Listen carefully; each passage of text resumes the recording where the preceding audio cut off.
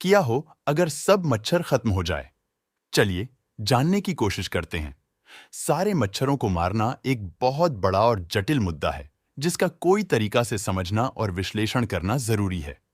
ये एक पारिस्थितिक, पर्यावरणीय और सार्वजनिक स्वास्थ्य परिप्रेक्ष्य से देखा जा सकता है। नीचे दिए गए पॉइंट्स को एक्सप्लोर करके इसका प्रभाव समझ सकते हैं। 1. पारिस्थितिक असंतुलन। मच्छर विभिन्न पारिस्थितिक तंत्रों में परागणकों और अन्य जीवों के लिए भोजन स्रोत के रूप में महत्वपूर्ण भूमिका निभाते हैं।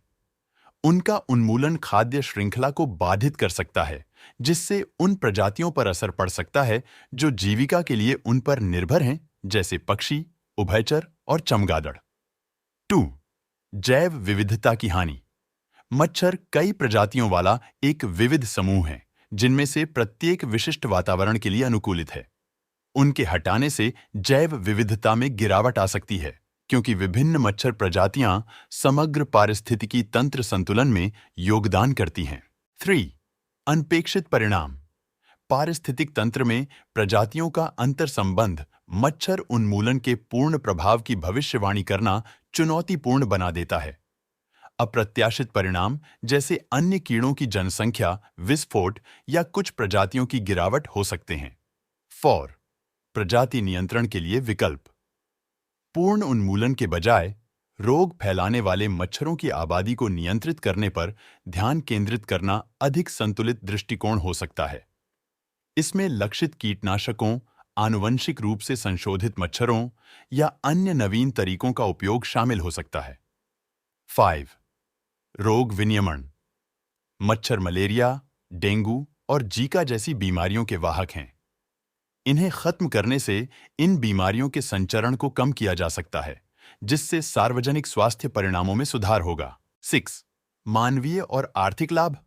मच्छर जनित बीमारियों में कमी के परिणाम स्वरूप चिकित्सा खर्च कम होगा और उत्पादकता में कमी आएगी, जिससे संभावित आर्थिक लाभ होगा। 7. नैतिक चिंताएं। किसी प्रजाति का जानबूझकर उन्मूलन पारिस्थितिक तंत्र को बदलने में मानवता की भूमिका के बारे में नैतिक प्रश्न उठाता है। कुछ लोगों का तर्क है कि सामूहिक विनाश का सहारा लेने के बजाय अपने कार्यों के परिणामों को संबोधित करना हमारी जिम्मेदारी है। 8. वैश्विक सहयोग। रोग संचरण की वैश्विक प्रकृति के कारण मच्छरों से संबंधित मुद्दों के समाधान के लिए अंतर्राष्ट्रीय सहयोग की आवश्यकता है। समन्वित प्रयासों से गंभीर पारिस्थितिक क्षति के बिना रोग नियंत्रण के लिए अधिक प्रभावी रणनीतियां बनाई जा सकती हैं। 9. प्रौद्योगिकी और नवाचार। चल रहे अनुसंधान नवीन तरीकों की खोज करते हैं, जैसे आनुवंशिक रूप से संशोधित मच्छरों का उपयोग करना जो बीमारियों को प्रसारित नहीं कर सकते हैं, या मच्छर जनित बीमारियों के खिलाफ टीके विकसित करना। 10. सामाजिक और सांस्कृतिक प्रभाव। मच्छर कई क्षेत्रों के सांस्कृतिक और पारिस्थितिक ताने बाने में रचे बसे हैं। उनका उन्मूलन पारंपरिक प्रथाओं और स्थानीय मान्यताओं को प्रभावित कर सकता है, जिसके लिए सांस्कृतिक निहितार्थों पर सावधानीपूर्वक विचार करने की आवश्यकता है। निष्कर्ष में सभी मच्छरों को खत्म करने के संभावित परिणाम बहुआयामी हैं, जिनमें पारिस्थितिक, आर्थिक, नैतिक और सार्वजनिक स्वास्थ्य पहलू शामिल हैं। हालांकि रोग फैलाने वाले मच्छरों को खत्म करने का विचार तत्काल सार्वजनिक स्वास्थ्य लाभ के लिए आकर्षक लग सकता है, लेकिन अनपेक्षित पारिस्थितिक परिणामों से बचने के लिए अधिक सूक्ष्म और संतुलित दृष्टिकोण आवश्यक है। वैश्विक सहयोग, नवीन प्रौद्योगिकियां और रोग नियंत्रण के लिए लक्षित रणनीतियां सार्वजनिक स्वास्थ्य की सुरक्षा और हमारे ग्रह के नाजुक पारिस्थितिक संतुलन को संरक्षित करने के बीच संतुलन बनाने में मदद कर सकती हैं।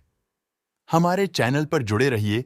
ऐसी जानकारी के लिए सब्सक्राइब एंड लाइक, और कोई सवाल हो तो कमेंट भी करें। आप सब खुश रहें। शुक्रिया। जय हिंद, जय भारत।